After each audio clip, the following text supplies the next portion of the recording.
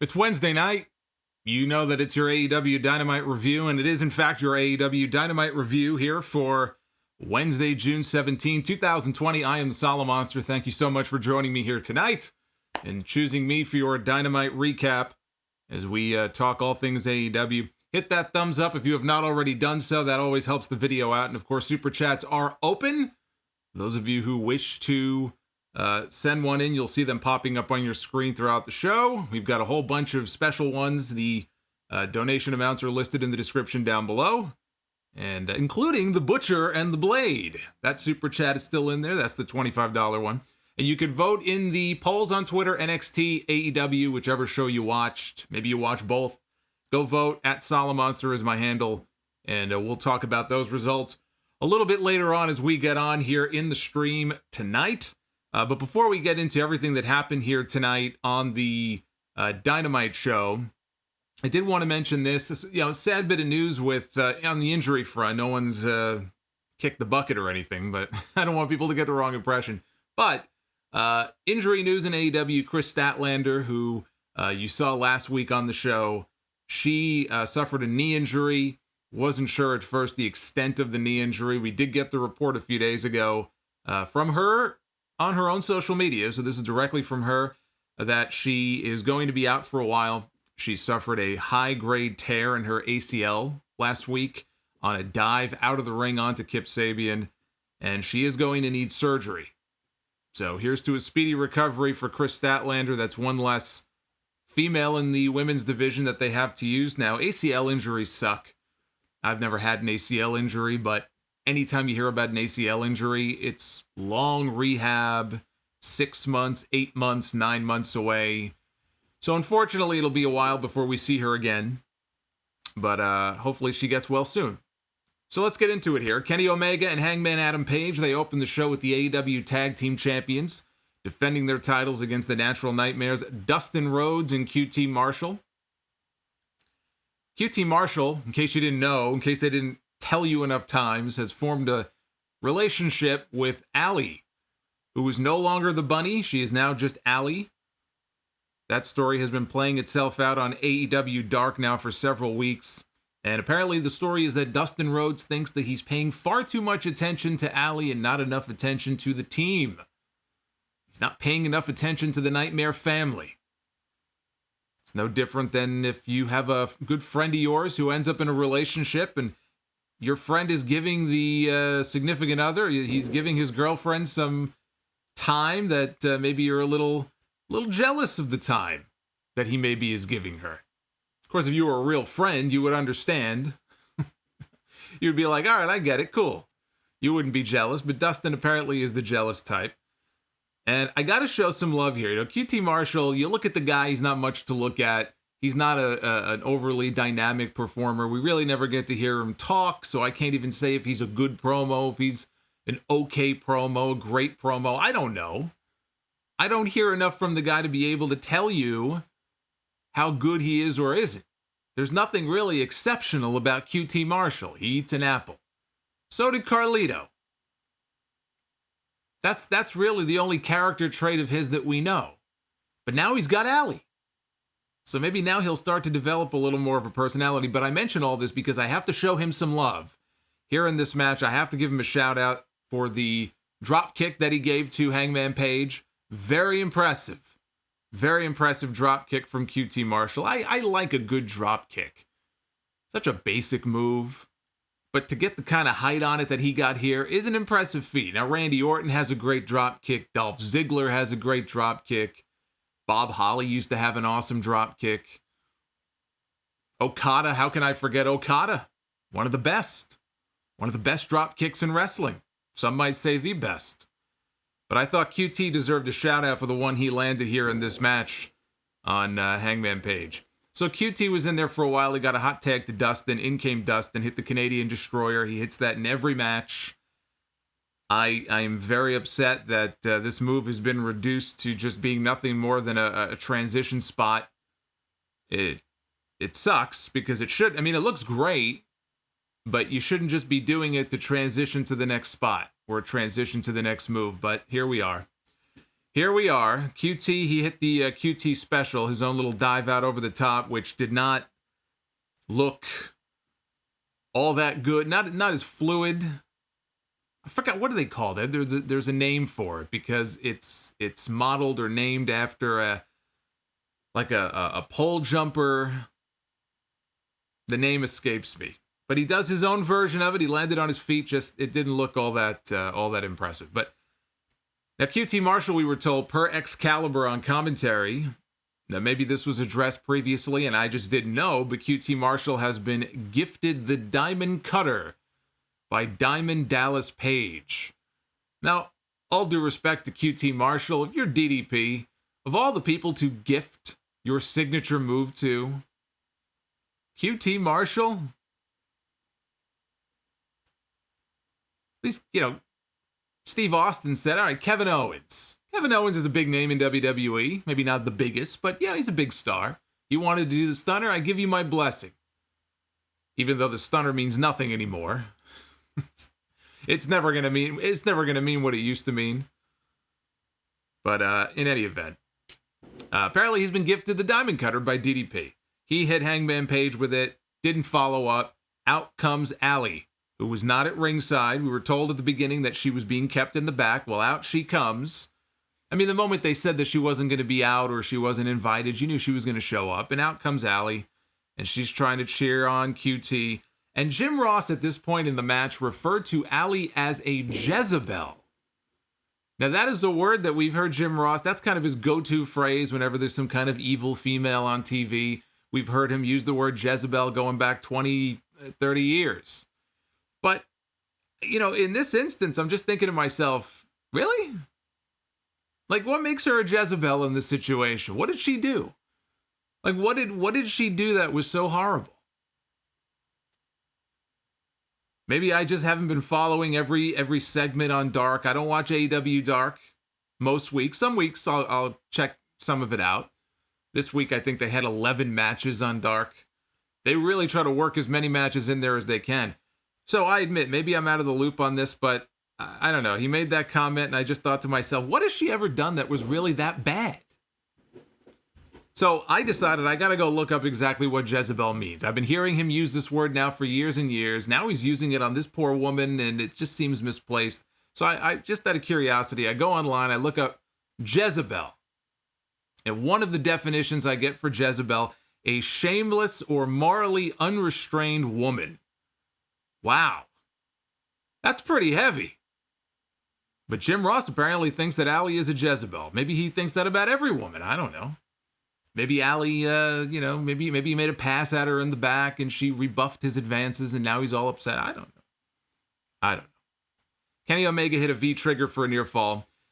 And the last call to QT finishes him off. Hangman and Omega retain. I thought it was a good opener. Not great, but I thought it was good. Let's get some of this Super Chat action started here. And the first man of the hour tonight is Jackalope Music. He hit the $5 Super Chat half an hour ago, so I got to shout him out. Troy King, what's going on, Troy? JWD82X. FTR is right where they belong. Yes, they are. Yes, they are. Especially after what we saw at Backlash. Yes, they are. They're exactly where they want to be. Lamar Smith, thank you for the 10 as a buy or sell. One of the big guys needs to come away with a championship at Fyter Fest. They make these guys look strong and then they lose in the title match. It does not make any sense. Well, I might get into predictions when we get closer to Fyter Fest, but I agree. You put Brian Cage in a big match like this so soon. Doesn't feel like it's time to take the title off Moxley, but you really want to beat the guy in his first big match. Rican's son, thank you for the 2. Jacob Donnelly, Orange Cassidy versus Chris Jericho is the real greatest match ever. It could be. That could be the greatest wrestling match ever at Fyter Fest. And we'll get to more of these as we move along. Anna Jay. Just brighten my day. Hey, that rhymes. Anna Jay is one of my favorites, even though we never get to really see her, but she is one of my favorites in AEW. She is a mesmerizing lady. from Georgia, we were told. I didn't know that. I didn't know where she was from. Apparently she's from Georgia. Back on Dynamite against oh boy, against the new face. You talk about you remember the Faces of Fear from WCW? Yeah, we got one of those Faces of Fear tonight here on the show. I have not seen this woman. I think it's a woman. I have not seen this lady. I have not seen this person before on Dynamite. She had a match, we were told, with Hikaru Shida a few months ago on Dark. They called her Abaddon. I want you, if you didn't see the thumbnail or maybe you didn't see the show, I want you to take a look at this woman right now. That's a prettier face than mine in that box. But take a look at that. That is Abaddon. As the fireworks go on out. Either the fireworks or the neighborhood is exploding. But anyway, it is not often that I am legitimately freaked out by something I see on a wrestling show. But this woman, you talk about going from Anna Jay to Abaddon. You talk about going from one extreme to the other. Going from A to Z. Holy shit. I did not see this coming. And I know we've had characters like on Impact. Somebody in the chat mentioned Rosemary. Yeah, it's not like we haven't seen, or Luna Vachon. You want to go back even farther. Luna Vachon, right, with the tats on her face and everything. So I missed Abaddon when she was on Dark back in March, I guess is when she was on the show. This woman freaked me the hell out when they zoomed in on her face. Look at those eyes. She wears the zombie makeup, the zombie lenses in her eyes, the contacts. She crawled out of the entrance tunnel to the ring. She's like a female version of the Fiend. Call her the Fiendess. Apparently, though, she is from the Rocky Mountain Pro promotion in Denver. That is where she is from. Wow. Tony Schiavone had a note passed to him at the beginning of the match from Dr. Britt Baker. Britt Baker was in her Rolls Royce. She was watching the action from the crowd. And anyway, she passed the note on to her BFF, Tony. And he said the note read, "This broad needs to find Jesus ASAP." She needs to find something. Something or someone. So they gave Anna... So here's why this was so surprising to me.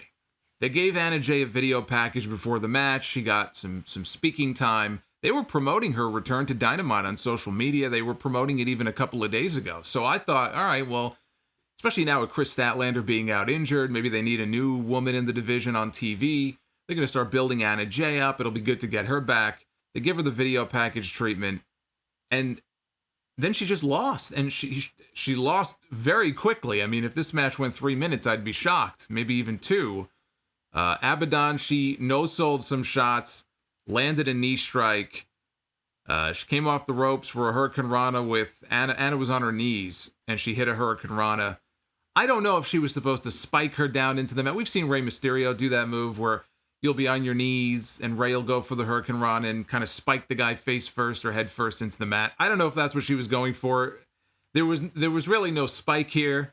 It was kind of an uneventful move to use for the win. But she got the pin. She got the surprise win. I did not see that coming. And just like that, it was over. Dark Order comes out. They end up helping Anna Jay to the back. Anna Jay? How is Anna Jay going to... Now, we don't know if she'll join the Dark Order, but let's assume that's where this is leading to, right? Just like Colt Cabana. How are you going to have Anna Jay potentially join the Dark Order and not Marilyn Manson lady? Would she not be a better fit? Anna Jay in the Dark Order? I don't even know that Abaddon is signed to a contract yet, but she probably should be after this. She got me talking. I don't know how good her wrestling is. I haven't really seen any of her, but she's got that character down, I'll tell you that. As somebody who watches things like The Walking Dead, I could appreciate a good character like that. But when they zoomed in on her face, it's just not something I'm used to seeing on a wrestling show. And I had never even heard of this woman before. So when they zoomed in on her face, I was like, what the fuck? What the fuck is this? What is this? Am I watching AMC? Meanwhile, Evil Uno in the Dark Order comes out. Evil Uno walks over to Colt Cabana. Colt is in the audience. Somebody in the chat says they signed her. Well, that's great. Abaddon was announced as being signed. Well, there it is. She is officially signed. Look, it makes sense. You put somebody like that on TV, that's going to get people's attention. Now we'll get to find out how good of a wrestler she is. I think that's a good signing. We need some interesting characters like that on AEW television. Definitely caught me off guard. But Evil Uno walks up to Colt Cabana in the audience. He hands him an envelope. Colt Cabana opens the envelope. There's a piece of paper inside.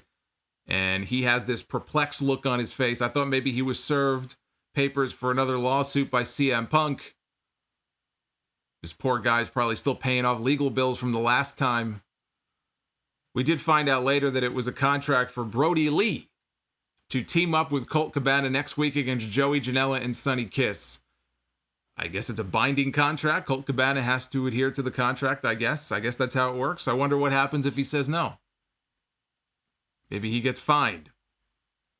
Maybe he gets sent to the Performance Center where apparently they're not testing for COVID. At least AEW is actually doing COVID testing. They'll be like, you're banished. You're banished to a different part of Florida. You're going down to Orlando. Man, he'll be grabbing onto Tony Khan's ankle. Don't let me go. I don't want to go. Save me. Rican's son, I mentioned Rican's son. Crash, thank you for the $2. What made you want to review AEW Weekly over NXT? Well, AEW was brand new when it debuted back in October. It was the brand new product. And I'm not watching both shows at the same time. I need to focus on one, then I could focus on the other. I don't want to be doing the whole dual thing, and then I end up missing half of this and half of that. But I've said before, AEW is just the preferred choice over NXT when it comes to the content. I save NXT for the main podcast because it just doesn't do as well. Although the Takeover in Your House review did very well. I was very happy with that. But generally speaking, AEW content does better than NXT anyway. So it was an easy choice to make. Kevin, oh my God, thank you for the support. Food Hive wants to join the Dark Order. Well, isn't there a website that have some kind of like online application? You can go fill out the application. You could join the Dark Order. What are you asking me for? I don't know nothing about joining the Dark Order. Alberto Ortiz with the support. Chewy Gooey, let's all have a dream about Abaddon tonight. Or a nightmare. I might have a nightmare. And Chris Quillman.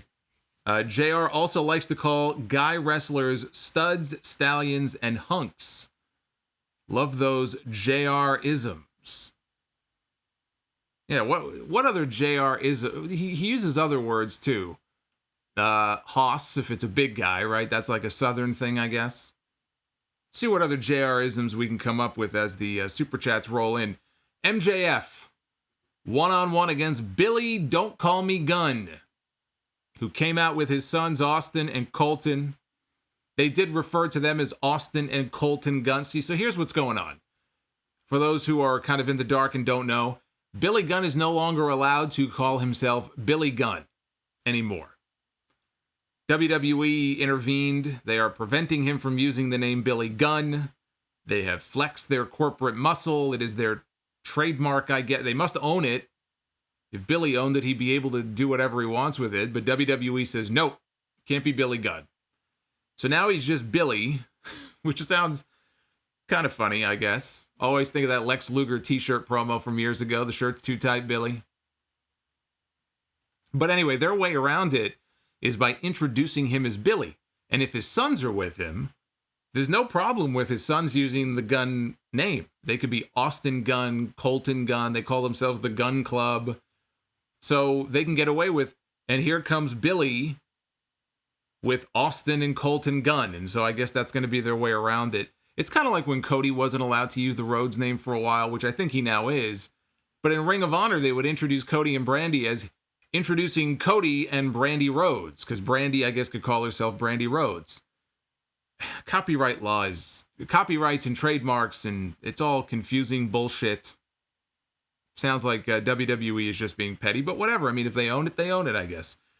So Billy went for a Fameasser early on. MJF avoided it, hit a chop block, and pretty much took control of the match at that point. So Billy had the match won. Eventually, he did hit the famous, or he had the match won. Wardlow gets up on the apron. He distracts the referee, and over, comes the ref. And he throws the Dynamite Diamond Ring to MJF. This is their go-to finish now with these two guys. And it's kind of weird because, and they even said, he's got the loaded hand with the ring. So I wonder if they're still doing the loaded glove gimmick, if that is the gimmick, the loaded glove with Shawn Spears, because we have a loaded hand with MJF. That's kind of a little similar. But then again, MJF and Shawn Spears, I guess they were buddies, right? So kind of makes sense they would, I guess, both be loaded. Anyway, he used the ring on Billy Gunn, knocked him out, pinned him. This match really was nothing special. When the match was over, MJF and Wardlow, they got up in the Jurassic Express's faces. They were in the front row outside the ring. A giant brawl erupted. They had to be pulled apart. And as I'm watching this, I'm thinking, well, if they're going to have all these people out there, this giant brawl, they're going to be breaking them up, well, then they may as well just do the lumberjack match that got nixed back in March between Wardlow and Luchasaurus. And lo and behold, at the end of the show, or later in the show, we found out that we are going to, in fact, get the lumberjack match that never was next week between Wardlow and Luchasaurus. So I guess we can now have more than 10 people at once in close proximity at ringside. I guess, is that the rule now? It's Florida, so in Florida, anything goes. Anything goes in the state of Florida. It's a free-for-all, even as cases continue to go up. But I digress. Tony Schiavone, he interviewed Dr. Britt Baker. So Britt Baker was in the crowd. She was in her Rolls Royce. He went over to interview her, and he announced that Penelope Ford is going to be getting the next shot at the championship at Fyter Fest against Hikaru Shida. And this very much bothered Britt Baker, very much annoyed her. She's like, my leg is broken. Tony, you're in a lot of shit. TNT is going to be very mad because you just lost an interview. She was very upset. She goes, I'm going to put our friendship on pause. We're going to have a little friendship pause right now. Eugene Morgan. My boy Eugene, Crazy Ass. This guy used to have the name Crazy Eyes on the podcast when he would send in PayPal stuff. Now he's Crazy Ass. Eugene, you are in fact a crazy ass. Thank you for the $50 super chat drop here during the Dynamite stream. You are the top donator so far, so you are at number one, my friend. I'm glad you could join here tonight for the live stream. So Britt Baker's very upset. She's telling, Reba, get me out of here. And they cut to the driver's seat of the Rolls Royce, and instead of Reba, it is Big Swole. And Big Swole pulled an Undertaker. She pulled an Undertaker from the Ministry days. Where to, Britt? And she floored it out of Daly's place. They had like a camera embedded below the steering wheel so we could see Swole. Then we saw, and she was, whoever was driving that thing 50 miles an hour, just kind of gunning it out of that place. Britt Baker is screaming for her life. She's shrieking. This was great. Later on in the show, Reba is looking for Britt. She found her in a dumpster. Britt Baker fired her, and she fires her, and Reba goes, so I'm free? And Britt Baker goes, no, you're rehired. Then she's just yelling at her, and she's cutting a promo on Swole. See, I said, when she got hurt, and thankfully for her, like unlike Statlander, it wasn't an ACL injury, and she's going to be out a few more weeks, but it was like, all right, you know what? They can work with this. They could still put her on television. She could do entertaining segments. She can cut promos, which is really the best work that she's doing right now. And I think the Britt Baker stuff the last few weeks has been fantastic. And a few more weeks, she should be physically ready to come back. So all's well that ends well, I suppose. What do we have here? We have Chris Quillman. I mentioned Chris. Stoned Mexican Guy. I haven't heard from Stoned Mexican Guy in a while. It's good to see him. Said you're starting to look like Gary Hart. Gary Hart? Isn't Gary Hart bald? What are you implying? I haven't had this much hair on my head in my entire life. And by the way, this is the last night you're going to see me like this, so you better enjoy it. A few more days, and it's all going to be gone. Spanish Goddess says Ricky Starks is officially all elite. I don't know if that's official. Did they say? They're calling him the hottest free agent in wrestling. Tonight, I'm going to talk about Ricky in a little bit. Edwin Cardenas, thank you for the $2. Dark Order or Tozawa's Ninjas? I'm trying to think. You're putting me. You're giving me a question where there really is no great answer. Obviously, I'm going to go for the Dark Order. I hate all that bullshit they did on television. I don't even want to talk about it. I don't even want you to bring it up on this stream. I was angry enough about that the other night. I don't want to get angry again. I want to be happy. This was a very good show tonight. I want to be happy. I want to be in a relatively good mood. Spanish Goddess with the 5. If EC3 or Matt Sydal goes to AEW, that will make my year. Also, I wish someone like Sean O'Haire was wrestling during this era of wrestling. Now, Sean O'Haire never really got his full potential. He never got to that level in WWE. All right, so somebody clarified in the chat for me that he was probably referring to the politician, the old politician, Gary Hart, who I think did have a lot of hair on his head. The guy who ran for president. Well, that's different. That I can understand. Although I've never been compared to Gary Hart in my life. That's the first time anyone has ever made that comparison, and hopefully the last. But thank you. Cody was out next for the TNT Championship Open Challenge this week. He wanted to defend the title against somebody not from the AEW roster. That's what they're going to open this challenge up to people who are going to come in and try to make a name for themselves. I like that. Similar to John Cena with the US Open Challenge in terms of it was open to anybody. It could have been an NXT person. Obviously, you weren't going to have people who weren't signed coming out to wrestle John Cena, but it could have been an NXT personality. So, again, I like the concept of doing the Open Challenge. Now, before we get into the match and everything, and again, since it was already spoiled, the person who stepped forward to challenge Cody turned out to be absolute Ricky Starks. I thought, yes, good for him. I am a big fan of Ricky's work in the NWA. Former NWA television champion. They did acknowledge him as that tonight before he lost it to Zicky Dice.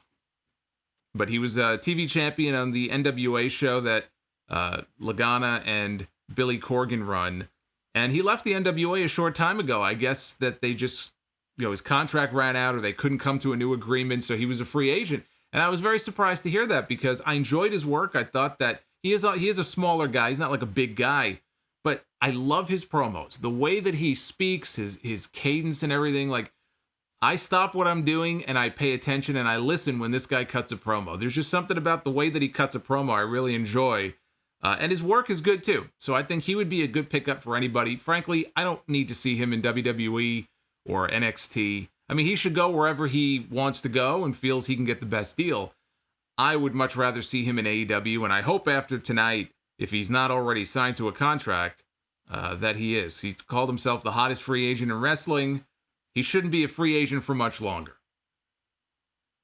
If I'm AEW, I'm signing him to a contract. I think he would make a fine addition to the roster. But what I was going to get to here is before the match, Cody is cutting a promo, gave the mic off to Arn Anderson, but Cody is talking. He's like, there's no Dustin, there's no Matt, there's no Nick, there's no Kenny, there's no Hangman. I'm all by myself.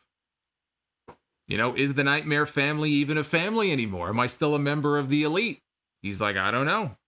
As he said this, I don't know if you noticed it. I did notice it. He put up 4 fingers. And he was kind of scratching his face with it, and then he was scratching his chest. But it was 4 fingers that he put up. And it does feel like, and I didn't think this a few weeks ago. I think somebody even in one of the super chats had asked me about it. And I said, well, you don't really have to turn Cody.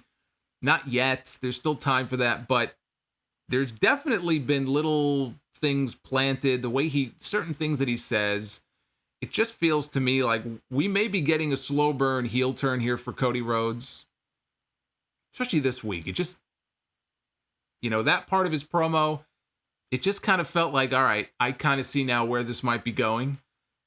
And it makes me wonder, and I'm talking Cody and Arn, not that Cody is going to turn on Arn, but like the both of them are going to turn. Both of them are going to flip. And the more I think about it, and who wasn't in the chat at the beginning of the stream tonight? Oh, it was Bruce. Bruce! It's my Bruce Pritchard. Whenever I talk about Bruce Pritchard, like, Bruce! Bruce! But I think it was Bruce in the chat. He floated the idea earlier of Cody joining with FTR and Shawn Spears. Now, Cody and Shawn Spears obviously have history together. I mean, they used to be friends, then they were enemies. I guess now the idea is maybe in this scenario they would be friends again. But what if it was Cody and Arn linking up with FTR, linking up with Shawn Spears, and don't forget Tully. Tully is with Shawn Spears. Tully thus reunited with Arn, and you have this kind of new age Four Horsemen faction of Cody, FTR, and Shawn Spears. Could that be a direction that we're going in here? And I thought about that, and you know what? I could see that. I could definitely see that. And you know what? If they do it, if they turn Cody, and Cody is going to lead a horseman-like faction, it's the perfect setup to Darby Allin eventually being the one that, he's got to climb that mountain. Darby has yet to pin Cody Rhodes. He has yet to beat him. And so he's the perfect babyface foil, and eventually he's the one to beat Cody and win the TNT Championship. I like that story. I think that works. What do you guys think about that? Cody and Arn joining it, eventually with FTR, with Spears, with Tully. They form a group. And then maybe Darby in a few months, he's the one going after Cody, trying to take that TNT title. Because, Darby's out of the picture right now. He's not even on TV. But I could absolutely see that. I could get behind that, too. I definitely don't hate that idea. So, in the ring. Starks, hold on a second here. So, Siblix thinks that it was blasphemy that I would say that Undertaker should do DDP yoga. So what exactly is it that your brain doesn't comprehend? So, in the Undertaker review that I did, Chapter 4, by the way, great episode, only one left. But in my review, I was talking about a moment in the episode where there was a joke at catering where AJ Styles had abbreviated Diet Dr. Pepper, which apparently they both like. He abbreviated it as DDP, and Undertaker made a face, and he was like, "What? What'd you say? Don't say that." And I kind of mentioned that there were always reports or stories about there being heat there, not so much from DDP, but like Undertaker wasn't really fond of him or fond of, working with him. But I was talking about DDP, and I mentioned, because I just got back into DDP yoga in the last few weeks, which I had been meaning to do. I said, that would be something I think that would be great for the Undertaker. And then I joked, I said I wouldn't want to be the person to suggest it to him because I can only imagine what his reaction would be. But what is so unbelievable about, so he says Undertaker is on hold on a second. Wait a minute. We got to take a pause here. Undertaker is on a huge level. He doesn't need to do DDP yoga. He's got world-class doctor. Are you a fucking moron? Do you not understand? I understand that he's got doctors. What does that have to do with anything? Anybody who's having aches and pains or, pain in their knees or whatever, you do any kind of yoga probably. But, there have been a lot of people who have done, whether it's DDP yoga or other types of things. And, it was just a suggestion, like a funny suggestion, like it could actually, be of benefit to him in some way. What is Undertaker? He's some kind of god. You've placed him on a pedestal. What are you, kissing his ass? How about you take your lips off his ass and open your ears and pay attention and listen to the review? Or you can just leave. Either way. I can't, of all the things to, bring up as a point, really? You're going to argue that you're going to start talking about who needs to do yoga? He's got doctors. What is this nonsense? Look at this guy. Wrenches in the chat, you know what to do. I'm done. You've wasted enough of my time. Fucking idiot. So in the ring, Ricky Starks, he trips up Cody into the ropes, ribs first, and he's jaw-jacking with Arn Anderson on the outside of the ring. And there was a miscommunication in the corner. It looked like at one point they kind of collided. It was a little weird. But they regrouped after that. I actually thought they ended up having a very good match together. He had the Crossroads scouted. I like that. I like the story I like the story of the match. Cody and Starks, they spilled outside the ring. Jake Hager, rather. They showed Hager. He was watching, because remember, it's going to be Hager challenging Cody for the championship at Fyter Fest. Of course, Cody has to get to Fyter Fest first. He could always lose. He's not going to, but he could always lose the TNT title. And could always lose the TNT title and not even get to Fyter Fest. So Starks grabs the double underhook. Cody turns it into a pinfall attempt. There was a whole bunch of reversals back and forth between them. And he ends up hitting the crossroads. And this was one of those crossroads. And Sammy Guevara usually is the one who lands on top of his head. But he spiked Ricky right on top of his head. And that's all it took. 1, 2, 3. And Cody retains the TNT championship. So they shook hands after the match. I thought Cody gave him a lot. They only went about maybe 9 or 10 minutes. You know what I would have liked to see? I would have liked for them to shave some time off of that tag team match with the Bucks and give it to these guys, because I thought that match was way too long. The Kip Sabian match, Jimmy Havoc against the Bucks. Shave a few minutes, shave like 5 minutes at least off that, and give it to these two. If I had one critique about that, I would have rather that this be a little bit longer than that match. But they shook hands after, and like I said, hopefully not the last time we see Ricky Starks. Probably won't be. Hopefully it will not be the final time that we see them. Let me just see here. Lord Frieza. My man, Lord Frieza. I think he joined for the Undertaker stream yesterday as well. So thank you, Lord Frieza, for your support, as always. Austin Baker. Mark Summers from Double Dare. I look like Mark Summers from Double Dare. I used to watch Double Dare when I was a kid. I was a big Double Dare fan. I really was. Very big Double Dare fan. I don't know. They came out with like some newly revamped edition of Double Dare where I think Mark Summers had some involvement, but he wasn't really the host. It's not the same. It's not the same. Biscuit Torpedo. Cut your hair into a solo mullet. It already is. Already got one going on back here. I'm going to have to braid it soon like Road Dogg used to. Food Hive. AEW officially signed Ricky Starks. Perfect. Awesome. Smart move. He'll be a good addition to the roster. Prince Walker, thank you for the 10. And Pillow v. Pillow with the $5. But I don't know what to do with those tossed salads and scrambled eggs. I was never really a big Frasier fan. I know it got like a whole bunch of awards and it's like this really acclaimed show. I don't know. I never really watched Frasier. Frasier was never really my thing. The Young Bucks against Kip Sabian and Jimmy Havoc, the Superbad Squad, is what they call themselves. I thought the match, like I said, ran longer than it needed to. I would have given more time to Cody and Ricky Starks. Butcher and Blade, they were at ringside. They were approaching Matt Jackson on the floor at one point. FTR showed up, and so Butcher and Blade, the men in white, apparently now they're dressed all in white now. That's their new gimmick every week. I don't know why.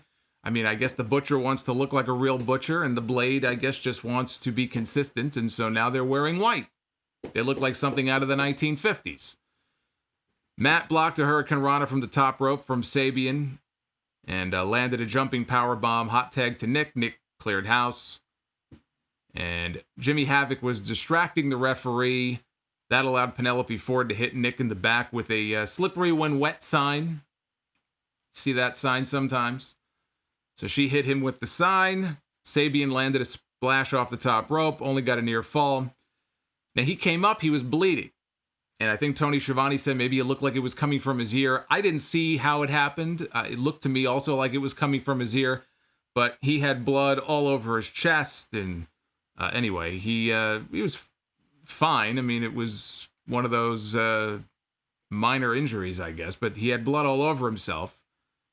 Sabian landed a double stomp on Matt from the top. Nick broke up the pin. And for the finish, the Bucks placed Jimmy Havoc in Kip Sabian's hands, kicked his legs out from underneath him.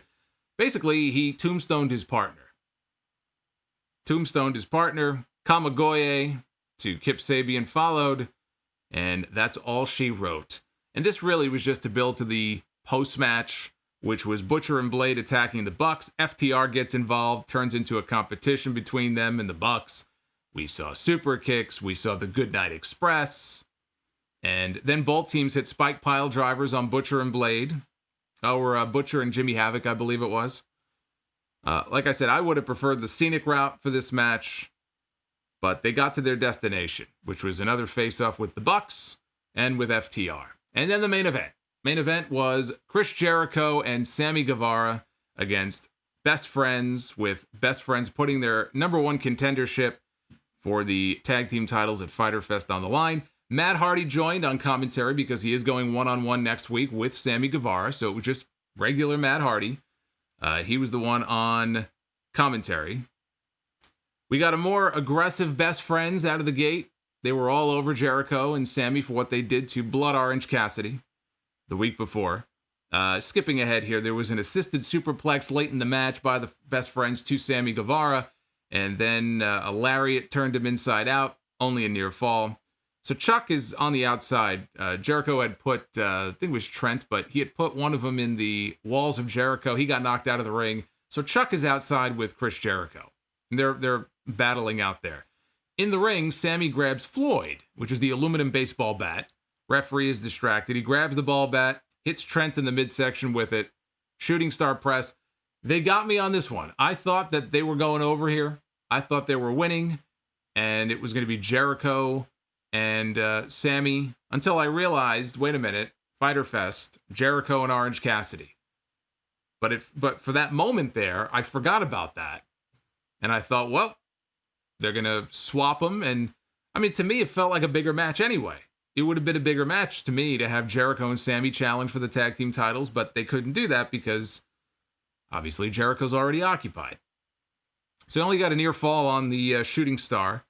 Sammy hit the ropes, and it looked like he got his foot caught on the apron. Tony Schiavone said, oh, it looks like the cameraman. He got tripped up in the cameraman by accident. And Trent finished him off, and the Best Friends retain their number one contendership. They go on to Fyter Fest. The cameraman reveals himself, comes into the ring and reveals himself to be Orange Cassidy. And he goes after Chris Jericho, gives him a Superman punch, knocks him out of the ring. And we now know, per Tony Khan, that at Fyter Fest, it will in fact be Chris Jericho one-on-one against Orange Cassidy. Will Mike Tyson be there? Will he get involved? Is the whole Tyson thing dead? I don't know. If they were going to shoot some kind of an angle, that would be the place to do it, especially if it costs Jericho the match. Give some fluky win to Orange Cassidy, set things up with Jericho and Tyson. Could be setting up for that at Fyter Fest. So next week, Sammy Guevara takes on Matt Hardy. Hardy's going to allow Sammy to pick which version of Matt he wrestles. So he will get to, I don't know if he's going to spin a wheel. I don't know if he's going to use the list randomizer that I used for the Wrestle Rumble giveaway during my Backlash stream. I don't know, but he's going to pick the version of Matt Hardy that he wants to wrestle. We've got Brody Lee and Colt Cabana taking on Joey Janela and Sonny Kiss. Did we get part 2 of their movie? We might have, because I stepped out of the room a couple of times. Last week we had like this little mini movie. It was to be continued. Maybe I missed it, but I guess they're going to be a tag team next week. And we are finally getting the Lumberjack match between Wardlow and Luchasaurus that was originally going to take place in March. FTR takes on the Natural Nightmares, Goldust and QT, or Goldust. Dustin and QT Marshall, and Jon Moxley. The AEW champion will be in action with Taz on commentary. Oh, that reminds me. I almost did forget this. So there was a segment on the show tonight where they were doing an on-site promo. It looked like they were under a bridge somewhere. There was like a bridge or an overpass in the background with Brian Cage and Taz. Taz did most of the talking. I mean, really, it was like you would think Taz is the one wrestling Chris or Jon Moxley. Taz was cutting a hell of a promo, and then Brian Cage stopped him, and then he started talking. And it was in that moment that I realized it just reinforced the point that I made a few weeks ago about the importance of having a manager. He's not the worst, but he ain't the best. So there's a reason why Taz does most of the talking, and all Cage has to do is just stand there, mean mug the camera, cross his arms, make a mean face. That's all he's got to do. Taz should be the one doing the talking from now on. I thought this was a very good show. I enjoyed it. They put things in motion for Fyter Fest. I thought some of the action, I really enjoyed the Cody and Ricky Starks thing. It just wasn't that long. Again, I wish it was maybe a few minutes longer, but he gave him a lot. Apparently, Ricky Starks, I'm seeing in the chat, is signed to a contract, and so there you go. There you go. It's a signing that makes sense. You know, it's not like he's going to be wrestling for the world title anytime soon, but he's a capable performer who can talk. He's got charisma. I wouldn't say MJF charisma, but he's got charisma. So I think that's a good signing. I do believe that is a good signing. Magician Sapphire, thank you for the $10. I'm digging the more aggressive best friends and Orange Cassidy. A nice but brief change of pace. It was. You know, it's sometimes when you have like a comedy act like that, you got to get serious. You know, their best friend, no pun intended, but their best friend got the shit kicked out of him last week. He got hit in the head with a bag of oranges, which everybody were saying blood oranges, and then I had emails all week from people saying, Solomonster, those were in fact not blood oranges. I don't give a shit what kind of oranges they were. Thank you for the tip, I appreciate it, but I don't care. To me, it's all the same. It's an orange. What is the difference between an orange and a blood orange? Do they weigh more? Do they have, is it like some kind of projectile that explodes upon impact that would hurt Orange Cassidy more than a regular orange? An orange is an orange. An apple is an apple. Apples and oranges. There you go. JC Zephyr, supporting my fellow New Yorker. If there is a championship belt that you would love to one day purchase to add to your wall, which one would it be? Well, probably the Big Gold. I did become quite fond of Big Gold over the years. Yeah, the ones over my shoulder, again, the Big Gold from the Attitude Era is one that I got when they first started making belts. I mean, at the time, I was probably still in college at that time. And they had just started making, you know, not the shitty foam ones, but the ones that you see there. And I said, I got to get it. And it was great. So I have it on display. The other one was a gift. I always wanted that one, you know, ever since I was a kid. I had a Halloween costume one year. And I had to go ahead and pick up one of these. So we got this. I don't know if you could see it, but we got this one here too. Nice and shiny, right? Nice and shiny. Look at this. I feel like Mr. Perfect. I feel like like Daniel Bryan and AJ Styles, they've got that new one, and the new one, I don't hate the new one. It looks okay, but it don't look like this. So I got a few championships. That's the only ones I have. Those are the only ones I have. If I wanted one, probably it would be the Big Gold. I wouldn't mind adding Big Gold to my collection. You never know. Maybe one day. I don't have any room. Where would it go? I don't have the space for it. I'm sure I would find the space, though. Slay Fox 100 Trons, thank you for the super chat. Tamara Davis, which Fyter Fest match are you most anticipating? I would say Moxley versus Cage. Well, it's definitely not Cody and Swagger. Probably Moxley and Cage. I would say probably Moxley and Cage. I mean, we got Penelope Ford against Sheeta. It could be a breakout night for Penelope Ford. I don't know that they're going to go out there and have a great match, but we've got that. We've got Omega and Hangman against Best Friends. I'm not like a big Best Friends guy. I don't need best friends. I got enough friends. Probably Moxley and Cage. I agree. Probably Moxley and Cage. So, with all of that being said, with all that being equal, let us take a look at the polls. How about that? AEW Dynamite, a little lower, actually, than it normally would be. A little lower than it normally would be. Usually it would be like low 80s, but right now we got it around 78.8%, 21.2% thumbs down, with almost 900 votes in so far. And the NXT poll, actually more competitive. NXT more competitive than they are on most weeks. So we've got 75% thumbs up, 25% thumbs down. Let your voices be heard. Let your voices be heard in the polls on Twitter at Solomonster. Of course, I forgot to put the phone number up, so there it is. Rican Son, you forgot about the great drop kick of Maven. Oh, of course, Maven. Maven had a pretty good drop kick. Maven could have been something. I maintain that Maven got fucked. Maven should have been a bigger star than he was. There was just something about him. He could have gone a lot farther. I don't know what it was that kind of stalled him. I don't know. I don't know the story behind that. I know that as of a couple of years ago, I don't know if he still works there, but there's a bar in Manhattan. I think it's bar 5150 or something. I think it's like one of the bars in Manhattan on 3rd Avenue that he was bouncing at. And multiple people tell me, hey, I'm at this bar, and guess who's at the door? It's Maven. I had like 2 or 3 people over the years email me and tell me that. So I guess that's what he's been doing these days. But I still feel like there was more that he could have done. Chewy Gooey, thank you for the 6. AEW's women's division may be average in terms of depth, but one of the things that catches my interest is charisma. Well, I mean, who would you say is the most charismatic? I mean, right now, it might be Britt Baker, as far as charisma is concerned. I don't know, who do you think is the most charismatic? Slay Fox, who is the better, Dr. Isaac Yankem, Britt Baker, or John Cena?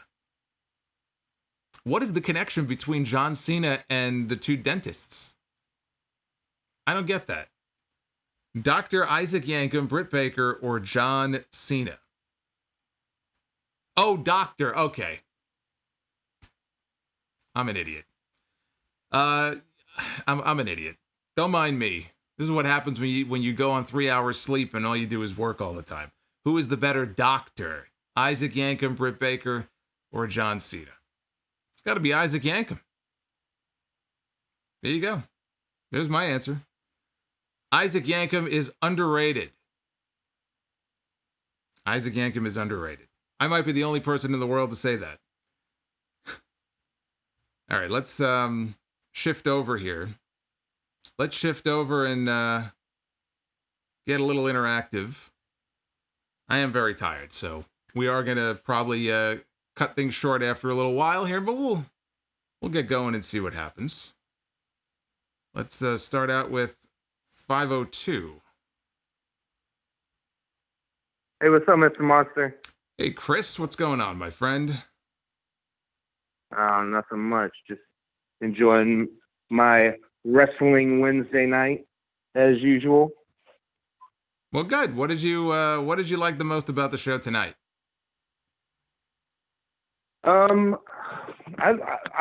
mean, on the whole, I liked it pretty much all the way around.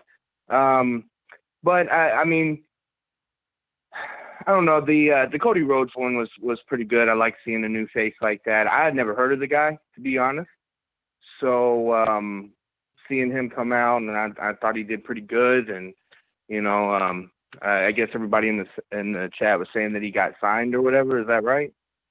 Who got fined?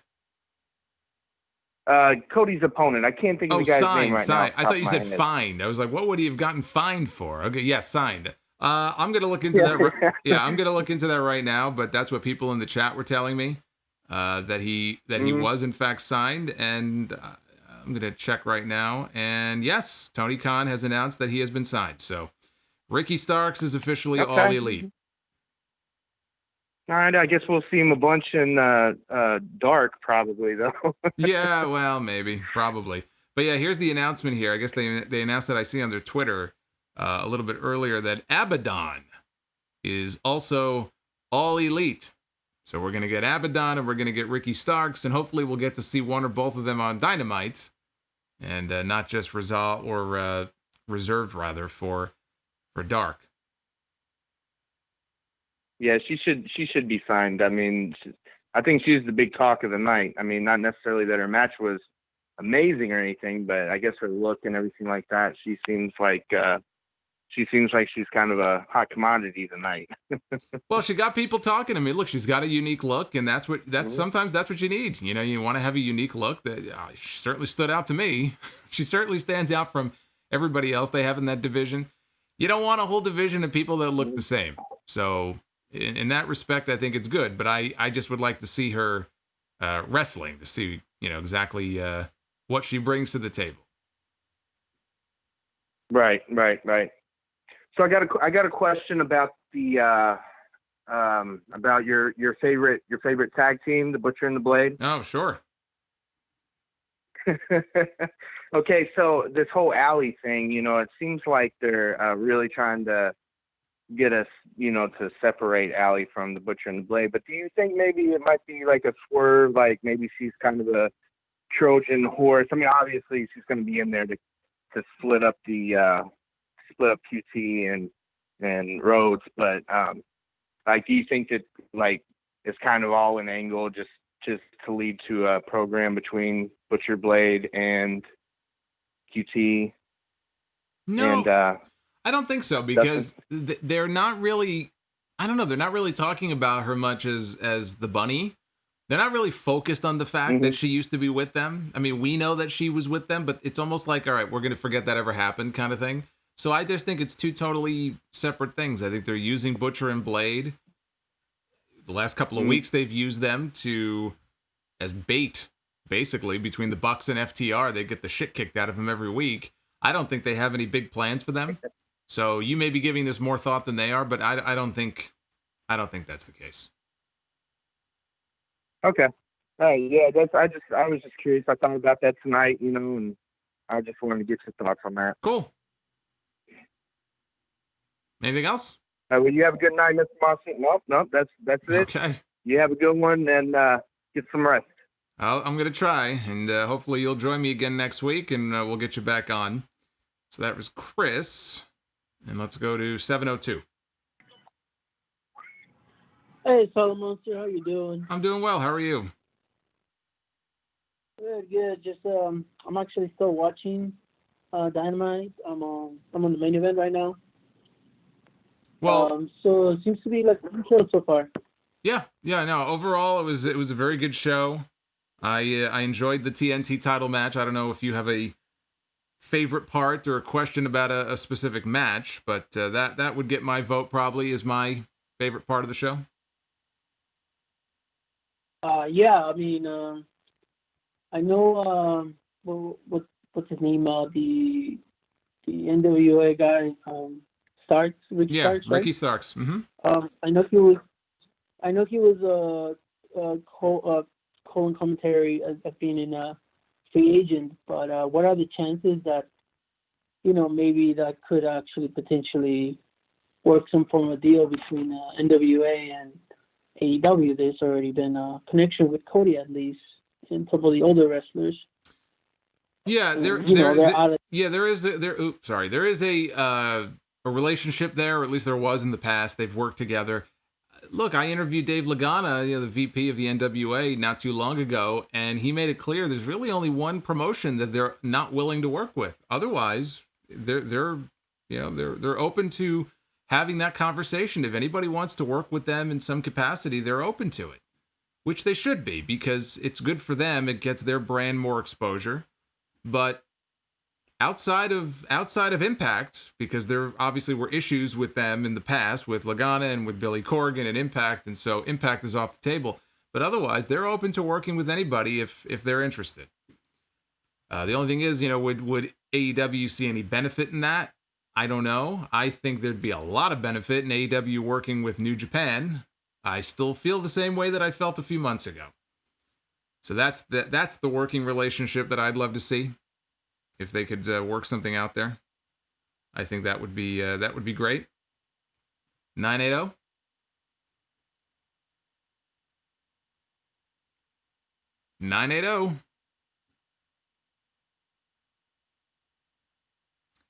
Alrighty. 347. Yes, hey man, how you doing? Good. How are you? I'm doing great. My name is Tony. I'm a big fan of your show. It kind of has like a radio wrestling show vibe to it. I kind of really dig it. I listen to you all the time. Thank you. It's funny because you're welcome. I'm a huge fan of AEW. I follow it all the time, and I don't ever watch WWE at all. But the thing is, like with Kenny Omega, right? This guy was supposed to be, and still is talented, but was like the biggest wrestling star a few years ago with the Okada matches. And I don't really, I know he's the tag team champion and all, but I don't see him as kind of the star that he was kind of hyped up to be in the beginning of AEW, Orange Cassidy's way more over than him, so maybe it was Okada because he's the greatest, probably pound for pound, the greatest wrestler in the world, but I don't know, what's his identity in AEW right now, your opinion? He seems to have a different identity in being the elite, in the YouTube series. Yeah, as opposed to... That's kind of what he's tied into, right? He's been asked about that before, because I feel the same way. He's not as big of a name. He's not as big of a star as he was when he first came in. And his response to that was, I'm here to help make other people. And my whole thing is, that's nice and all. I think that's great that he feels he wants to do that. But at the same time, you're trying to build a new brand. You're trying to build this company. You can use all the star power that you can get. I would be using him, or I would have used him at the start in a higher position than he's kind of settled into. I think he'll get there. I think he'll get there. Even the match he will, but even the match quality is not the same. Maybe it was the way they used him in New Japan. Maybe because he's very fast with his moves, and there's no real promo set with him. And his identity is definitely more with being the elite. But I just don't get it. I know, and Hangman is more over than him, and they're the tag team champion. So, I know they all want to put other people over. I get that, but still, I don't see his real identity as a performer. You know what I'm saying? And I just wish they could figure it out. Or just go with something, concrete. I think they will. I think they will. I think ultimately the goal, probably in the next, in the next 6 months, within the next year, I'm sure there's going to be some kind of a split with him and Hangman, and maybe that's the feud coming out of it. I would expect that they're going to eventually come back around to Omega and Moxley, which they had last year, and he'll probably win the title, and then he'll finally ascend to that position. You're right in this respect, though. The matches he was having in New Japan, we've not seen him have... That was the Okada. Let me tell you, they said how great Omega was. No, that was already all Okada. Okada's the real deal. He is, but I wouldn't say it's all him. Okada's the real deal. Okada's not all him. Let's say 60-40 or 65-35. It takes two to tango. But here's the thing: Okada's not the only one. Okada's not the only one he had great matches with. He had great matches with Tanahashi, with Ibushi, with some of the lower card guys as well. Not even like the very tippy top guys. So I would give him more credit than that. The thing is, in New Japan, it's a totally different style. Those guys can go out there for 40 minutes, 45 minutes, and have these long matches. There's no weekly television show like there is with AEW. Look, it's a weekly show. It's like WWE in some ways. You got to have the entertainment. You got to have a few long matches, short matches. It's just a different product. Imagine, Tony, if he had gone to WWE. Do you honestly believe that they would have done a better job with him? Oh, no. Maybe for a while. Maybe for a little while. But do you honestly believe that people would look at Kenny Omega right now on Monday Night Raw or on SmackDown and go, that's the Kenny Omega from New Japan? No, because New Japan is a totally different product. It's totally different. That's a good point. But you know what I was thinking about that? I just think maybe the way they were using him, I think because he's an EVP. So he kind of is like calling his own shots. Maybe Omega needs to be directed a little bit because he's very talented. He's great. But I just think he needs maybe some kind of direction with his identity and his character and his development. And, this is my opinion. But, yeah. You know what I'm saying? Because You see other guys that are coming into their own and just really doing really well, and he's kind of like, I just think maybe he needs a little more direction, in my opinion. So yeah, no, I think he's great.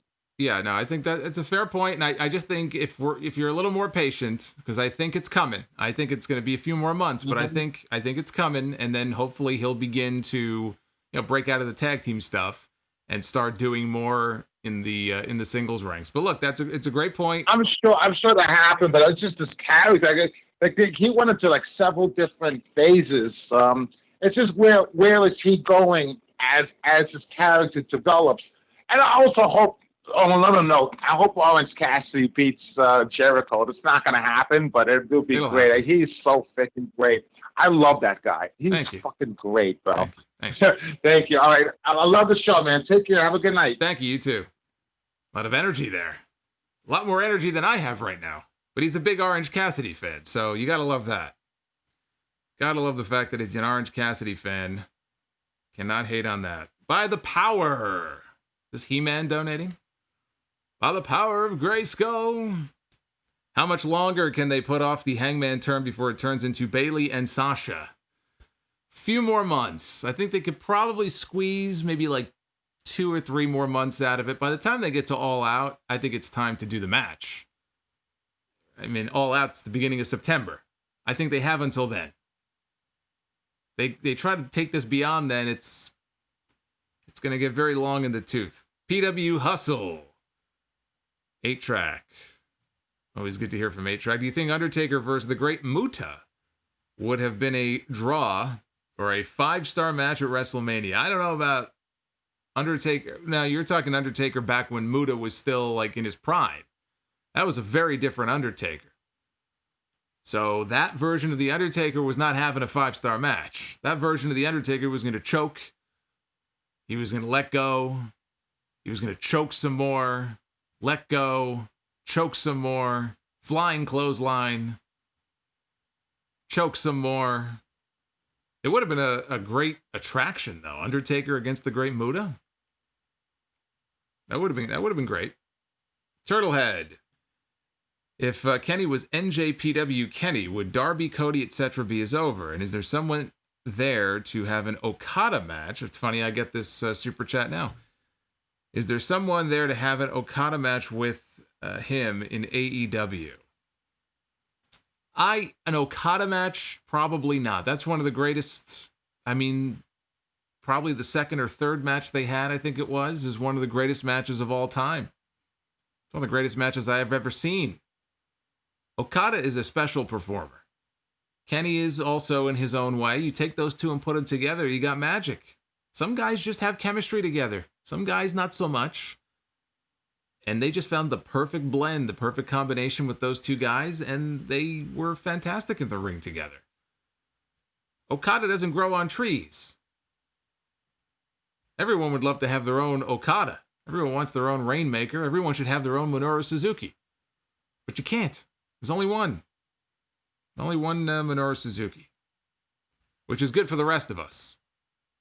Because that would be very dangerous. 416. Hey, how's it going? Good. I just have 2 quick questions.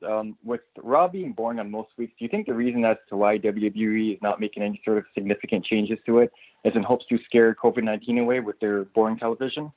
Maybe. I thought you had me thinking, right, it might be an AEW question, and we were doing good on the AEW front, and then we had to get slammed with WWE. But what's the second question? It's another WWE question, if that's cool. Sure. On Raw, where we saw MVP talk to Apollo Crews and Shelton Benjamin, do you think WWE is maybe going to have MVP start his own Black Lives Matter squad? What are your thoughts? No. No, I don't. I don't think we're going to get that. I thought we were going in the direction of an MVP faction. They were doing the whole Shane Thorne, Brendan Vink thing, and then they disappeared. And, just because MVP is talking to another black guy in the bag doesn't mean they're going to start their own faction. But no, I don't see that happening. Let's go to 484. Solomonster, what's going on, man? Not much. What's going on, my friend? Hey, not a whole hell of a lot. Good night of wrestling. Baseball might be on its way back soon, so hey, it's a good night, right? I'll believe it when I see it. One day baseball's coming back, the next day it's not, the next day it is. I don't know what to believe anymore. They had a good meeting today apparently. So I guess baby steps, right? Who knows? I guess so. All I know is that so far the Mets are not doing badly this season. So once they start playing, the Mets are tied for first place. They are tied for first place. They may, in fact, win the World Series this year. If they actually start playing games, I don't like our chances. It was I guess, oh my God, easier for me to talk right now. Holy cow. It's not so easy, is it? AEW. What's that, man? I said it's not so easy, is it? Try doing that 3 or 4 times a week. I don't know how you do it.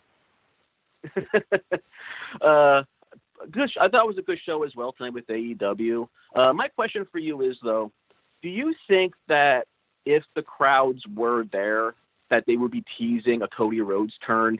Because it does kind of seem a little weird to turn him, if there were fans around, because he is arguably the most popular wrestler in the company, or babyface-wise, the most popular there.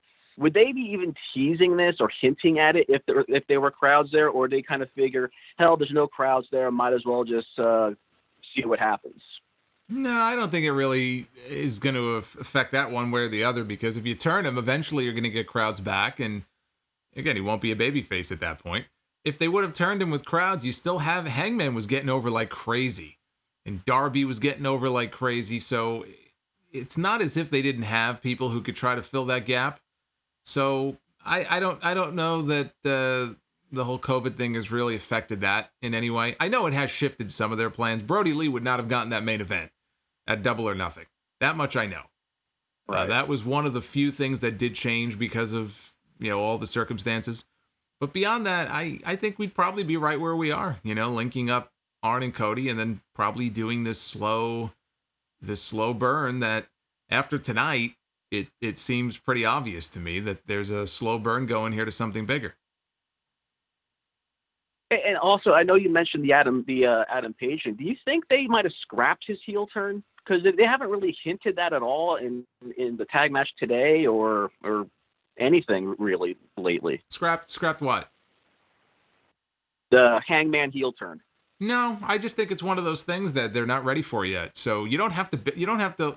Like, if it's not coming for a few more months, you can only do so many miscommunications or things of that nature before it just gets old and you run out of things to do. So I think it's coming, but they're not close to being there just yet. So you can have weeks where they just work together and they don't really draw any attention to there being, kind of heat between them. But in a few weeks, they might do that.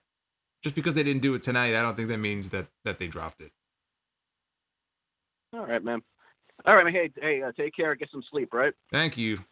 I'm going to try. I always say I will, but then I turn around and it's 3 o'clock in the morning. I got to get up really early in the morning, too, but it's all good because I get to spend time with you guys. At least a few more minutes. You don't mind, do you? Of course not. If you minded, you wouldn't be here right now. 631.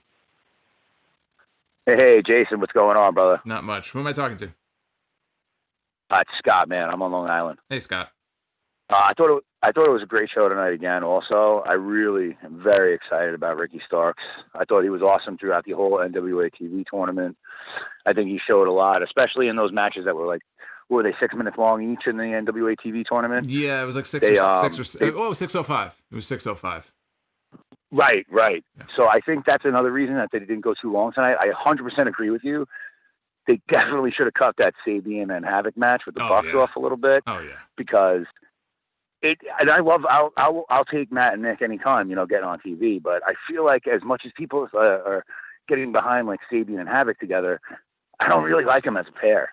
I don't think. And I love Jimmy, man. I met him in Chicago. Great guy, Jimmy Havoc. Yeah, but I think he brings. I'm just not feeling this combo together. He brings something to the table, but yeah, it was kind of just one of these weird pairings that just didn't make a whole lot of sense. Now, what are they? The Super Bad Squad? Like, who gives a shit? Like, I can't bring myself to care. I'm in the same boat. And I think Ricky Starks is an absolute stud. I think obviously it's the pandemic, but the NWA, I thought he had a bigger role to play in the future. But with them being shut down, I mean, he's got to take care of himself. And I'm glad that he wasn't going to be another name lost in the shuffle over in Connecticut, because I think in AEW, he's going to be perfect with guys like Sammy and Darby, who are already over. And I also wanted to get to one of the last callers who was just crushing Kenny Omega, which really drives me insane. The guy is in a position that people don't realize right now. First off, if you remember when there was crowds, every time his music hit, he got a huge pop. Huge pop. Every time he came out. So this whole, he's not as big as he, well, remember in Japan, he was wrestling in American TV, like once every 2 months. Yeah, so it was almost like he was a novelty then. Yeah, well, I made that same point. And now you get to see what he does every week. I said to compare the New Japan product to WWE or AEW is unfair, because with New Japan, Kenny Omega was not on a weekly television show. He wasn't on a weekly television show cutting promos and doing storylines and stuff. It's just a different system. It's a different type of product that they have. And when it's a totally different product. It is. But when we have that big match, he could put together a 30, 40-minute match. The longer the better. And that's exactly what I was getting to. Yeah, do you remember the Iron Man match he had with Pac? Yeah. That to me, that was one of the best matches of the year, if not the match of the year so far. The Iron Man match he had with Pac. And I was there live at All Out for his first one with Pac, which was fantastic. When you give the guy the time, and it's not even like he's like, I know what Okada, of course, to me, they're perfect dance partners. They're Rocky and Apollo. They're perfect together. But you give this guy a Pac, you give this guy a Hangman, you give this guy a Jericho, he puts on a show every time. And I 100% agree that he's the plan to take that title next, because they do need a homegrown guy. It can't be another one of these, as much as I love Jericho and Mox, technically they're looked at as WWE guys, and they need to get this main big platinum on a homegrown elite member. And I think Kenny's the guy to do it. If not, the way Hangman's gotten over, he'd be another one. But I do think Kenny's the one in line to have that push. And when that team turns, like you said, by All Out, couldn't agree more. Someone will have those belts. I'm pretty sure it'll be FTR or the Bucks, or one of those two. And these two will. Well, look, if they play Dynamite match. If they play make a pun. Yeah, if they play their cards right before you even get to All Out, I mean, what I would probably do is have FTR. Now they have to start winning some more matches, and maybe there isn't enough time between now and then. But I would put the belts on FTR before they even get to the Young Bucks. Big ratings draw for Dynamite. FTR and Kenny and Hangman. That's a big main event for a Dynamite. For a ratings draw. Well, I don't know about that. It remains to be seen if it would be a ratings draw. I think sometimes people make more of a. They've had some matches that I thought would do better in the ratings, and there's a certain level they haven't been able to break through. But I think I would put the titles on FTR before they even get to the Bucks. The Bucks then have to face them to win the belts off them. And that frees up Hangman. Absolutely. And that frees up Hangman. You do the other big match on the same pay-per-view is the Hangman match with Omega. And you made a great point. The blow off with Kenny. The best part about it is Omega and Moxley, obviously that's still, I think it's unresolved because Moxley beat him. So he should want to and they still get his win back, so to speak. But and remember, it was also in Moxley's turf in the lights out style. Right. But if you want to go in a different direction and have Hangman, now that's interesting because when Hangman wrestled Jericho and Jericho won the title. I was there live. You were, okay, so and he was not even close to as over as he is. No, not even. He was nowhere close, and it would have been horrible to put the belt on him. I said at the time, Jericho was the perfect person to start out as the champion. But it's amazing. Here we are now, all this time later. And it's like a 180 where Hangman is just organically over. He's one of the most popular guys in the promotion. Now it feels like if they were to put him in that situation, I would put the title on him. You have enough momentum. Yeah, of course. Yeah, you're 100% right. He didn't feel like a world champion before, but now I can buy into it because they've taken the time to build him up, and the people have just, the whole alcohol thing, the beer thing, that helps. But they have just taken to the guy. So you can't go wrong with either one of those guys. They have that luxury now of going in either direction. But yeah, I wouldn't put it on another quote unquote WWE guy, I think you got to go. Right. You got to go with someone else. To me, it's got to be homegrown. Yeah. It's got to be homegrown. It's got to be one of their own. I agree. Well, that was great. All right. Thanks, Solomonster, man. It was great.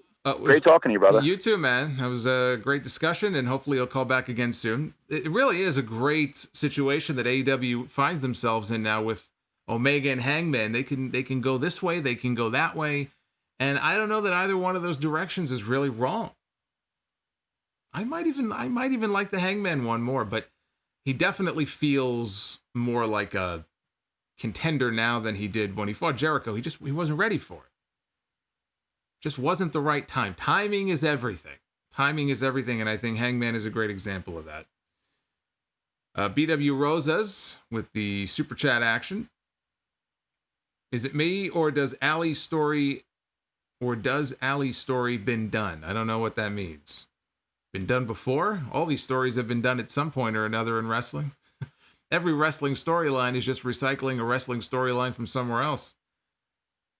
By the Power, who's going to face Mox for the title after Brian Cage? Well, I would think MJF may be in line. But if you're talking about All Out, it could be what we were just talking about. It could be Omega or it could be Hangman. Might be too soon for that.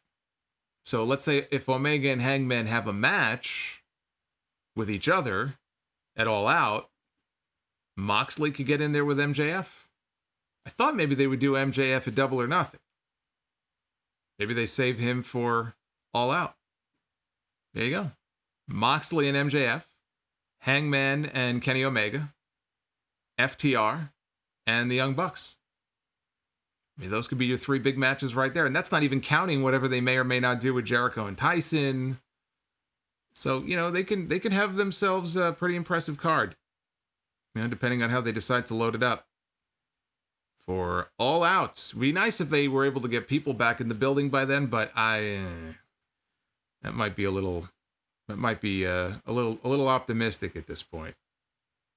718. Jason, how's it going?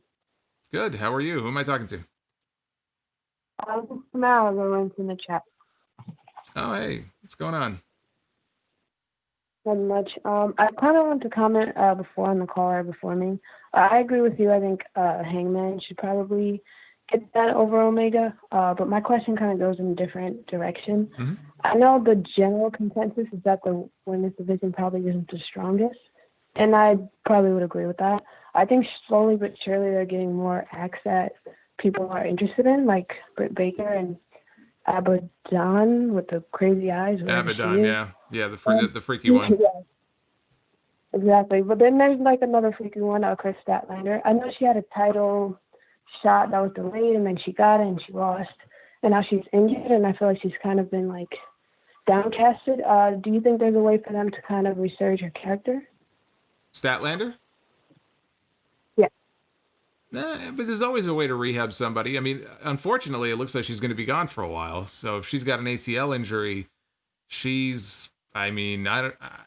my guess is we probably don't see her again until the fall, would be my guess. So I don't even think she could be factored into any of the All Out stuff. And she'll be gone long enough where when she comes back, if it were me, I don't get the whole alien thing. I know she was doing that before she came to AEW, and she's the world's greatest alien, whatever she calls herself. And she bops people on the nose. I don't get it. I think it's dumb. If I were them, and if I were her, I would want to just do a reset. And if she's going to be gone for 6 months, that's long enough. People kind of forget. Bring her back and just get away from that. It is hard for people, I think, to take her a little seriously because of that stuff. And I've seen her work before. I mean, in fact, I've had the chance to call some of her matches. She did some matches in House of Glory, and I was able to do commentary. That was my first exposure to Statlander, and she's good. But the whole alien thing, I think that might be limiting. So if there was a good thing, I guess, about her being out for a long time, maybe when she comes back, just kind of leave the alien thing. I don't know that that's necessarily the best thing for her. But you could always rehab people. You can always rehab people. Cool. Thank you. Thank you for calling. So she literally needs rehab. And then I think character-wise, maybe get away from the alien stuff. Maybe beam that gimmick back up to a galaxy far, far away. That might be my suggestion. But I'm not the booker. I'm not the booker man. 651. What's up, Solomonster? Brandon from Florida. Hey, Brandon. For me, the best part of the show was when JR was like freaking out over Abaddon, and he was just like freaked out by her. Yeah, Jim Ross. Jim Ross is. You notice when there's a female performer on television or on social media that he is fond of, he will speak about them in a certain way, and he'll put them over. And I could just imagine him looking at Abaddon for the first time if he had never seen her before and just being completely mortified and disgusted by what he was seeing. And that's what we got. We got genuine JR reacting to Abaddon here tonight on the show. He wears his emotions on his sleeve. Yeah, he does. I got two quick questions for you, man. First one, do you think after Fyter Fest for Cody, if he still has the champion, do you think they should do like an open gimmick, kind of like gut check from TNA, where they bring outside indie wrestlers in for kind of like a tryout against Cody? Well, they kind of did that tonight with Ricky Starks. I mean, he's been signed now, but yeah, I mean, it's exactly what they did tonight. I'd like to see them do more of that. Bring some faces in from the outside. Maybe it's somebody one week that we have heard of before who's not signed, that kind of has a name. And then maybe the next week it's somebody who we've never heard of before, who goes out there and blows everybody away. And it gets them over. And who knows, if they do a good enough job, maybe they'll sign that person too. So I think you want to flip-flop and go back and forth. Maybe one week it's somebody from the roster, and then maybe the next week it's somebody who we've never seen before. That's the cool thing about the open challenge stuff, is that you can plug anybody in there. So I hope they keep doing that sort of thing. Yeah, me too. And then second question, do you think like after Fyter Fest and before All Out is a good time to try to do Blood and Guts, or is it still too early because the case numbers are like rising back up again? No, it's too early because you got to have a crowd. You got to have a live audience for that. That's going to be a really big show for them. I think ticket-wise, it was going to be a really big show for them. But a match like that, you want to have a live audience. You want to have... See, here's the problem. There's no easy answer for this, because I can sit here and say, no, wait, right? Wait until they allow crowds back in. We don't know what those crowds are going to look like.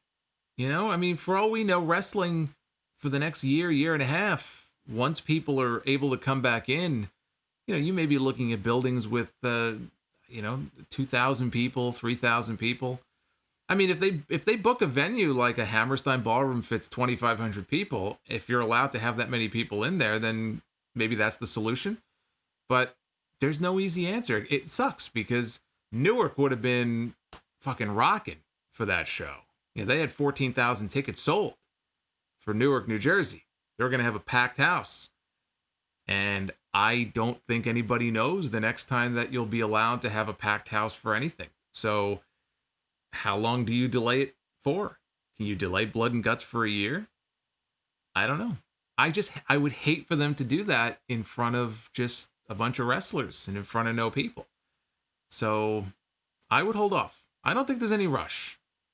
The people that were going to be in the match, by the time you get to it, it might be totally different. It was going to be the Elite against the Inner Circle. By the time they get to Blood and Guts, it could be two totally different teams. But I wouldn't rush into that. I would try to wait and see how things play themselves out. If you can get people in the building, that's what I would wait for. No problem. Thank you for the phone call. Shout out to my boy Turtlehead, and you have a good night. You too. Wait, Turtlehead's a popular one, huh? I think Turtlehead might be more popular than me. I'm just kidding. Not even close. Let's go to 845. Hey, Solomonster. How you doing? Good. Who am I talking to? This is Mike from Rockland County, New York. Hey, I've Mike. been a fan of your show for about 6 years now. Wow. Never called in. This first. Well, I'm glad you finally made the leap, and you weren't scared off by some of the other callers. Well, I was gonna ask you a question about Kenny Omega, but after hearing the last few guys, I'm not fucking doing that. Yeah, let's steer away from that. Yeah, nah. But let me ask you, who do you think's going the furthest in the future between Jungle Boy, MJF, and Darby Allin? Who do I think is gonna what reach what goal first? I don't know. Just go the furthest in the future. Go the AEW farthest? title first. Yeah. I would think MJF probably. I mean, Darby eventually is going to get there. Yeah, I'd say MJF's in the lead right now. Yeah, I would say, and actually, I think it might be more likely that he doesn't win the championship, but he at least gets to a main event against Moxley and then probably loses. But he'll get there before the other two. He'll get there before the other two. Yeah, probably. Yeah, I can see that. Cool. So yeah, that's it, man. Big fan of your show. Love what you do. Stay safe out here in New York. It's crazy right now. I know. Although we're entering phase 2 next week, I hear. Yeah, I know, man. I hope. I'll believe it when I see it. Yeah, you know? I'm in the same boat with you. No problem, man. You have a good night. All right, you too. Stay safe. Let us check what's going on here. Chewy Gooey. I love saying it that way. Chewy Gooey. My worst nightmare is every wrestling promoter has a WWE creative and Vince McMahon mindset. A recipe for death. Hashtag wrestling is not dead. There's a lot of great wrestling. Even in WWE, there's a lot of great wrestling. There's a lot of bullshit. But if you can burrow through the bullshit, there is actually, in fact, we just got the greatest match ever. Didn't you see it? I mean, it was right there on pay-per-view the other night. It's the greatest wrestling match ever. Even on television on Monday night, they're saying, well, it turned out to be the greatest wrestling match ever, so I guess it must be. No other promotion can now lay claim to the greatest wrestling match ever. AEW poll, inching upward. Around 80% now, 21 down. NXT 74 up, 26 down. If you missed it, I have my Undertaker Chapter 4, The Battle Within. Episode review is up on the YouTube channel. It is there for your viewing pleasure, all 46 minutes of it. The penultimate episode. There's only one left. I've really been enjoying the series. I've been enjoying doing my series. We'd be sad to see it end, but next Tuesday, all good things must come to an end. And so next Tuesday at 8 p.m., that's June 23rd, I hope you guys will join me for the Chapter 5 review on the channel. That should be a lot of fun. I'm going to get out of here and try to get some sleep if I can get to bed by 1 a.m. That would be kind of nice, but we'll see how that goes. Thank you for joining me tonight, guys. Always fun to chat with you, and thank you for all the super chats and all the support. Hit the thumbs up. Subscribe to the channel if you have not already done so you'll flick those notifications on. Find out whenever a new video goes up or a new stream. You can join me right back here. Until next time, be well, stay safe, and I will see you for episode 657 of the podcast coming up this Sunday, and right back here for more AEW Dynamite next Wednesday. Until next time, take care, guys.